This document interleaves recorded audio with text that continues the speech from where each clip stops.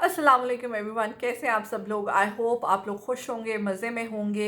I am also doing good. And आज मैं जिस टॉपिक पे आपके सामने हाजिर हुई हूँ वो एक बहुत पर्सनल इंटरेस्ट का टॉपिक है and I thought let's talk with you as well. आज हम बात करने वाले हैं कुछ ऐसे फैक्टर्स के ऊपर जो कि आपकी मैरिटल लाइफ को बहुत ज़्यादा हेल्दी और हैप्पी बना सकते हैं। मैं यहाँ ये ज़रूर मेंशन करूँगी कि हर इंसान की जो मैरिटल लाइफ होती है वो डिफरेंट होती है। पर्सनालिटीज़ डिफरेंट होती हैं, सर्कमस्टांसेस डिफरेंट होते हैं, आसपास की इन्वायरमेंट डिफरेंट होती है, बहुत सारी चीज़ों में फ़र्क आ जाता है। इसलिए हर इंसान अपनी मैरिटल लाइफ के बारे में सबसे बेहतर जानता है। बट कुछ ऐसे फैक्टर्स हैं जो कि जेनेरिक फैक्टर्स हैं और अगर इनको आप अपनी लाइफ में इंक्लूड कर लेंगे तो आपका रिलेशनशिप जो है वो बहुत ज़्यादा फ्रूटफुल बन जाएगा। जब आपने एक इंसान के साथ ज़िंदगी गुजारने का फ़ैसला कर लिया है तो क्यों ना उस ज़िंदगी को अच्छे तरीके से गुजारा जाए और क्यों ना उन चीज़ों के ऊपर वर्किंग की जाए जो कि आपके रिलेशनशिप को बेहतर बना सकते हैं। चलिए चलते हैं, कुछ ऐसे पॉइंट्स को डिस्कस करते हैं जो कि मैंने पिन पॉइंट किए हैं। पहली चीज़ जो सबसे इंपॉर्टेंट है that is the prioritisation. When you have decided to live the rest of your life with a certain person, तो आपको चाहिए कि आप उसको फिर टॉप मोस्ट प्रायोरिटी भी दीजिए। आपके जो भी later on you are no more a single person, अब आप एक बंदे के साथ कमिट हो चुके हैं, इसलिए उसके लाइक्स, उसके डिसलाइक्स, उसकी डिसीजन मेकिंग, उसकी इन्वॉल्वमेंट आपके रिलेशनशिप के अंदर सबसे ज़्यादा प्रायोरिटी रखनी चाहिए। बाय प्रायोरिटाइजेशन आई जो दूसरा मीनिंग इसका निकलता है वो ये कि आप अपने एक दूसरे के दरमियान जो है वो ऐसी चीज़ों को लिस्ट डाउन कर लें कि किस चीज़ की हमारे रिलेशनशिप के अंदर सबसे ज़्यादा प्रायोरिटी है, फिर सेकंड नंबर पे कौन सी चीज़ है, थर्ड नंबर पे कौन सी चीज़ है। इससे आपको फ़ायदा क्या होगा? इससे आपको फ़ायदा ये होगा कि एक तो आपको एक दूसरे की नज़र में आपकी इंपॉर्टेंस बढ़ेगी कि अगला बंदा मैं उसकी नज़र में कोई इंपॉर्टेंस रखती हूँ, कोई प्रायोरिटी रखती हूँ, या लाइकवाइज मर्द की नज़र में। और दूसरा फ़ायदा आपको ये होगा कि आपको पता चल जाएगा कि ये ऐसे की फैक्टर्स हैं कि अगर हमने इसको इंक्लूड अपने लाइफ में किया तो ही हम फर्दर ऑन अच्छी तरीके से मूव ऑन हो सकेंगे। उन फैक्टर्स में आपके सामने रिस्पेक्ट आ सकती है, ट्रस्ट का फैक्टर आ सकता है, लव एंड अफेक्शन का फैक्टर आ सकता है। ये चीज़ें अब आपने अपनी लाइफ के बारे में खुद प्रायोरिटाइज करनी है कि अगर ये चीज़ें हम इनकॉपरेट करेंगे तो ही लाइफ एक अच्छे तरीके से गुजर सकती है। दूसरा पॉइंट जो इसमें आता है वो है अनड्यू एक्सपेक्टेशंस का। बहुत सारी जगहों पे मैं ये चीज़ें सुनती हूँ कि एक्सपेक्ट करना छोड़ दें, the least you expect the more happier you are.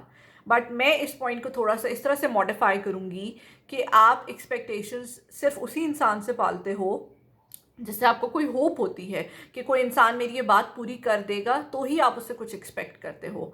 Expect करना बुरी बात नहीं है, लेकिन जो चीज़ प्रॉब्लम सम होती है वो है अनड्यू एक्सपेक्टेशन। कि जब आप एक अगले बंदे से ऐसी एक्सपेक्टेशन पाल लेते हो जो कि उसके लिए पूरी करना मुश्किल है। अनड्यू एक्सपेक्टेशन में कौन सी, फॉर एग्जांपल अगर मैं एक from the perspective of a lady बात करूं, तो मेरा मियाँ मुझे मंथली इतनी शॉपिंग करा के देगा तो ही मैं खुश होंगी। अब ये आप उससे एक अनड्यू किस्म की एक्सपेक्टेशन पाल रहे हो सकता है उसका कोई फाइनेंशियल कॉन्स्ट्रेंट हो। A wife needs to understand कि कौन सी प्राइमरी या बेसिक एक्सपेक्टेशंस हैं जो कि मेरी पूरी होना एक रिलेशनशिप के अंदर ज़रूरी है, वो आप ज़रूर पालो। उसके अंदर आपके पास लव एंड अफेक्शन आ जाती है, केयर आ जाती है, सेफ्टी आ जाती है, सोशल एक्सेप्टेंस आ जाती है। ये आपका खाना पीना पूरा हो सकता है जो बेसिक आपका एक होता है। ये बेसिक एक्सपेक्टेशंस है जो कि आपको एक दूसरे से अगर आप लगाते हो तो nothing bad in it. Likewise from the perspective of a man, आपको अपनी बीवी से कुछ ऐसी एक्सपेक्टेशन नहीं पालनी चाहिए जो कि वो ना पूरी कर पाए। उस मैंड्यू एक्सपेक्टेशन क्या है कि जब आप ऑफिस से घर आओ तो फिर वो टोटली डेडिकेट हो जाए आपके साथ। इट्स नॉट पॉसिबल, उसके अपने भी कुछ काम हो सकते हैं। आपको उस चीज़ को एक अनड्यू उसके साथ जो है ना वो एसोसिएट चीज़ नहीं करनी चाहिए। अक्सर जब लेटर ऑन इन लाइफ इंसान के बच्चे हो जाते हैं तो बहुत सारे हस्बैंड्स को मैंने ये कंप्लेन करते हुए सुना है कि she gives the entire time to the kids and does not gives me time. ये एक अनड्यू एक्सपेक्टेशन है। आपको ये ज़रूर बात अंडरस्टैंड करनी है कि वो बच्चे भी उसी ने पालने हैं, ठीक है, उनको भी उसी ने टाइम देना है, आपको भी उसी ने टाइम देना है। तो इट्स बेटर कि आप अपनी जो है वो चीज़ों को उससे उतना ही एक्सपेक्ट करो जितना वो आपको पूरा करके दे सकती है। The third point is secrecy का एलिमेंट। यानी जब आप एक बंदे के साथ जुड़ गए तो जैसे कुरान पाक ने कहा है कि मियाँ बीवी एक दूसरे का लिबास है, तो फिर आपने एक दूसरे के ऐब भी छुपाने हैं, अच्छी बातें भी जो है वो जब आप एक दूसरे के साथ सब कुछ अपना शेयर कर देते हो तो फिर आपने उसकी जो सीक्रेसी का लेवल है वो भी मेंटेन रखना है। बहुत सारी जगहों पे आई डू सी जो लड़कियां होती हैं वो अपनी बहुत ही पर्सनल चीज़ें अपनी फ्रेंड सर्कल के अंदर शेयर करी होती हैं, या लड़के भी इवन जो है वो अपनी वाइफ्स की बातें जो है वो अपने कोलीग्स के साथ या फ्रेंड्स के साथ शेयर कर रहे होते हैं। प्लीज़ अपने रिलेशनशिप की सीक्रेसी को मेंटेन रखें। आप दोनों एक दूसरे की इज्जत हैं, और अगर आप दोनों अपने एक दूसरे की इज्जत नहीं बनाएंगे तो लोग तो फिर तमाशे के लिए खड़े हैं। हाँ, जहाँ पे आपको कहीं प्रॉब्लम आती है, आपको सोल्यूशन रिक्वायर्ड है, आप ज़रूर शेयर करो, लेकिन उस बंदे के साथ शेयर करो जो वाकई आपको सोल्यूशन दे भी सके। अव्वल तो आई बिलीव कि आपके दरमियान जो प्रॉब्लम्स आ रही हैं उनका सबसे बेहतर हल आप खुद निकाल सकते हो। आप दोनों मियाँ बीवी बैठ के उन चीज़ों का हल सबसे बेहतर निकाल सकते हैं, लेकिन ज़िंदगी में बहुत सारी ऐसी ट्रबल्स आती हैं जिसमें कोई एक अंडरस्टैंड नहीं कर पा रहा होता और आपको जो है वो एक्सटर्नल हेल्प की रिक्वायरमेंट होती है। सो डू शेयर, बट एक ऐसे बंदे के साथ शेयर करो जो वाकई फिर आपको उसका हल भी निकाल के दे। Another important point is sense of humour.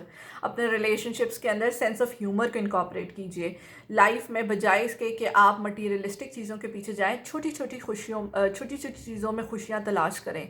आपकी लाइफ में जो डेली लाइफ में जो छोटी छोटी चीज़ें हो रही हैं, कोशिश करें उनसे खुश होना सीखें, बजाय इसके कि कुछ मटीरियलिस्टिक गोल्स के पीछे काम करते करते आप इन छोटी खुशियों को ज़ाया कर दें। बिकॉज़ आपने अभी बड़ा लंबा सफ़र करना है जब आपने एक बार डिसाइड कर लिए। सो क्यों ना उस सफ़र को अच्छे तरीके से हंस खेल के गुजारा जाए, बजाय इसके कि मियाँ आए या बीवी आए तो मुंह बसोड़ के बंदा दूसरी तरफ बैठ जाए। जैसे बहुत छोटी सी चीज़ों पे मियाँ बीवी के दरमियान फ़ाइट्स होती है, तो कोशिश कीजिए कि उन चीज़ों को जो है वो अवॉइड करें ताकि आपकी लाइफ जो है वो अच्छी गुजर सके। Last but not the least, जो इस वीडियो के लिए मैं पॉइंट डिस्कस करना चाहूँगी, that is the personal space. देखें, जब आपने एक बंदे के साथ अपनी ज़िंदगी गुजारने का फ़ैसला कर लिया तो ये उस बात का हरगिज़ मतलब नहीं है कि अब से लेके लेटर ऑन इन लाइफ वो बंदा सब काम आपकी मर्ज़ी के मुताबिक करेगा। और एक जो बड़ी कॉमन चीज़ देखी गई है वो ये कि सारा का सारा टाइम जो वो मेरे साथ स्पेंड करेगा। ये गलत बात है। आपने अगले बंदे को उसकी अपनी पर्सनल स्पेस देनी है। बहुत सारी उसकी लाइक्स और डिसलाइक्स आपसे डिफ़र कर सकती हैं। आपने उसको अपने लिए भी टाइम देना है।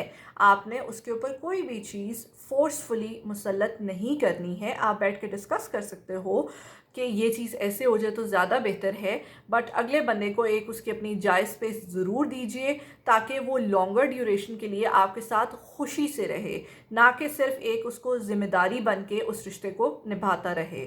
सो आई एम श्योर आपको ये पॉइंट्स कुछ ना कुछ इनमें से कोई भी एक पॉइंट अगर आपको हेल्पफुल लगा, किसी एक बंदे को भी हेल्पफुल लगा, तो मेरा जो मकसद है इस वीडियो को बनाने का वो पूरा हो जाएगा। हम इस बारे में और भी डिस्कस करेंगे बिकॉज़ बहुत सारे ऐसे और भी फैक्टर्स होते हैं जो कि कंसिडर करने पड़ते हैं अगर आप अपने रिलेशनशिप्स को प्रोलॉन्ग करना चाहते हो, बट वो किसी और वीडियो में बात करेंगे। अब तक के लिए I will take a leave and till then next video मेरे चैनल को ज़रूर सब्सक्राइब कीजिए, share it with your friends and family, like this video if you like the content presented in this. I'll catch you in the next video. Till then, stay blessed, stay happy. Remember me in your kind prayers. Allah Hafiz.